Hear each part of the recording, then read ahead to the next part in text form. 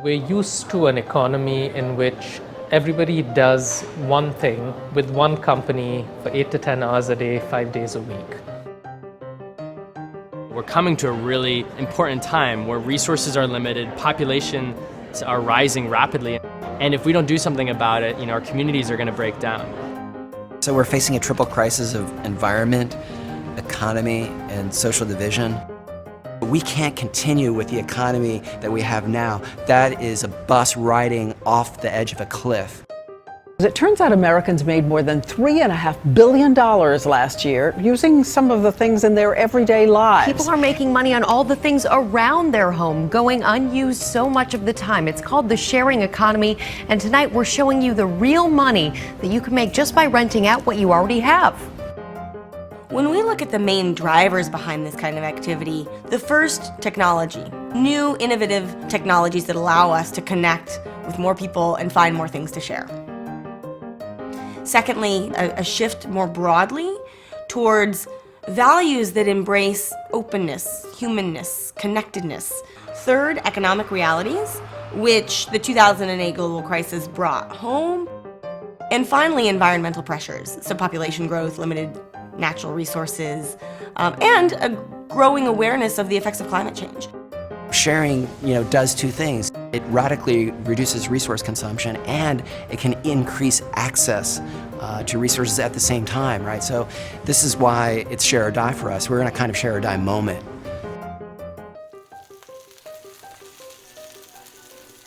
I'm Peg, and I'm an Airbnb host, and I have been an Airbnb host for almost 3 years. I was laid off April 30th of 2009. Another regular job isn't necessarily a good objective. So the idea of sharing definitely helps pay the mortgage. I don't think of them as strangers. I think of them as friends I haven't met yet. Nice meeting you. Okay. It takes commitment, and if I commit to a guest coming, I can't say, oh, it's not going to work today. I'm committed. And it's lots of connecting, that's for sure.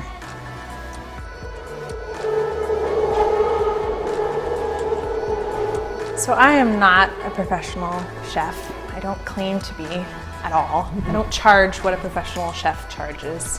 I just charge enough to cover the cost of ingredients. I was taught well. My mom is an amazing cook. Growing up around her and just kind of, following her trail around the kitchen gave me the confidence that you need. I'm just someone who really loves to cook and to share something I've created. You never know who you're going to meet, who's going to come through your door. It's fun. I enjoy it. And until I stop enjoying it, I'm going to keep doing it. People are sharing with strangers now. They're sharing their home, they're sharing their car, they're giving strangers rides, they're having strangers over for dinner. People are sharing money. You can actually start to ask people to invest in what you're doing. I just remember being like, yeah, we're gonna do a Kickstarter, and yeah, everybody's gonna love it, and we're gonna raise the money, and it kind of worked out that way. Thanks for watching our video. We're Alchemy Collective, and I'm Payam. This is James, Chris, and Rob.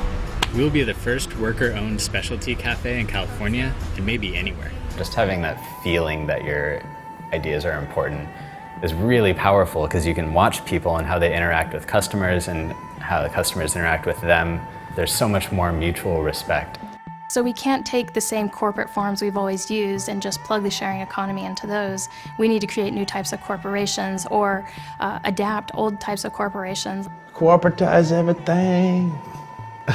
It's about a revolution in the way that people share goods and services and the way they connect with people in their cities. I think we're really craving that. I think our generation is craving to be connected to other people. The sharing economy is a true movement, and I think it's a big economic and social trend. Seen those crazy cars that are out and about with the fuzzy pink mustaches driving around town? It's a new rideshare company, and it's called Lyft. You guys are in the world famous hip hop Lyft tonight. I host a hip hop trivia game in my car with my passengers, and my passengers actually compete for prizes from me. I'm a father full time, and basically I'm just trying to get my stuff popping. Who knows what's gonna come out of this, man? I'm hoping that great things come, though. Now it's time to take a walk. My first single in like years. This is exciting right here. See, my song is called Fist Bump. You know what I'm saying? It's all about Lyft and hip hop Lyft. In my city, it's alright. I got my Lyft app and my smartphone with me. Open it up, request a ride. Driving 2 minutes away, and I ain't gotta stand on the street. Lyft, fist bump if you wanna ride with me. Swipe, I bet you wanna ride with me now. Swipe, I bet you wanna ride with me now. Lyft, fist bump if you wanna ride with me. Let's go! What's up? Hip hop Lyft, baby. Hip hop Lyft, baby. All right, this isn't actually a sharing economy. You're not sharing anything. You're exchanging money for a ride. We wouldn't mind the competition if we were all playing by the same rules, but they're taking our business that we rely on and they're just going out and skimming off the cream and taking what we need to survive. A new type of service that doesn't have to follow our rules, that's driving around, in fact, without proper and adequate insurance, that's leaving the public unprotected and at risk because they don't have adequate and proper insurance. Right now, we're in the midst of an intense housing set of challenges. We don't have enough affordable housing for everyone who wants to live here. And the idea that you could simply take off the marketplace rental units or homes that could otherwise be used to permanently house San Francisco families doesn't sit well with many of us. And so we're crafting legislation to really address that situation. It's just fills a different need for people. It's about community more than the food, I think. And if the restaurant industry is really threatened by that, then they're going to need to get more creative and find ways to incorporate that community aspect into their business, you know? Any new area that the shareable economy has entered is disrupting what has been an old way of doing things. Sort of 21st century disruptive technologies that are challenging 20th centuries of how people interact with each other. Law is what we make it. It is this continuous conversation within society, and people who push the law, who change technologies, are changing law by changing what society values, prioritizes, and thinks about. By 2020, it's estimated that 40% of the entire workforce population of the United States will be technically freelance. It's this great risk shift, right, where businesses have reordered themselves so that they do not have to bear any risk. When we look at subcontractors, temp workers, independent contractors across the board, how are we going to protect these people who we call non-workers?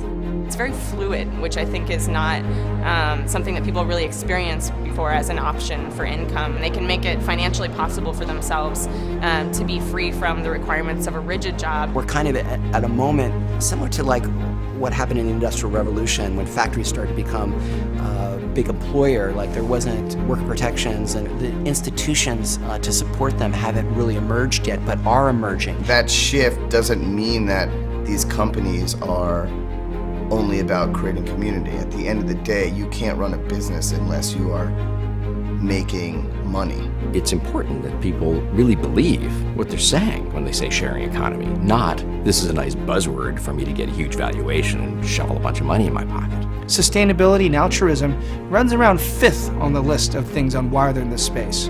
In the end, people want to use this because it's fast and cheap. You know, the 90s was about getting people online. And the 2000s was about connecting people online with things like Facebook and social networks. And I think the next decade of companies will be about connecting people offline. As connected as we are today, a lot of people still feel disconnected. It's like that person with 5,000 friends on Facebook but still eating alone. And we want to leverage the power of the internet and technology to be able to bridge that online-offline divide. This isn't just technology-driven change or increases in efficiency. I mean, it's a confluence of a bunch of different factors. We've got the technology, we've got the economic drivers, we've got the sociological drivers. And so to me, this is here to stay, and this is going to be huge. I don't think we are even close to living up to our full potential. I think we are seeing the smallest sliver of the iceberg of what we could do. And that's what makes me so excited. We are so early into this, And we're doing a decent job with like what we know today. You have not seen anything yet. The economy isn't something out there abstract. It's our creation, and if we created it, we can recreate it. I don't know if I would say the sharing economy can save the world, but I can say that we can save the world, and I think the sharing will be an enormous part of it. In the end, it's not going to be a peer economy or a sharing economy or a collaborative economy. It's just going to be called an economy.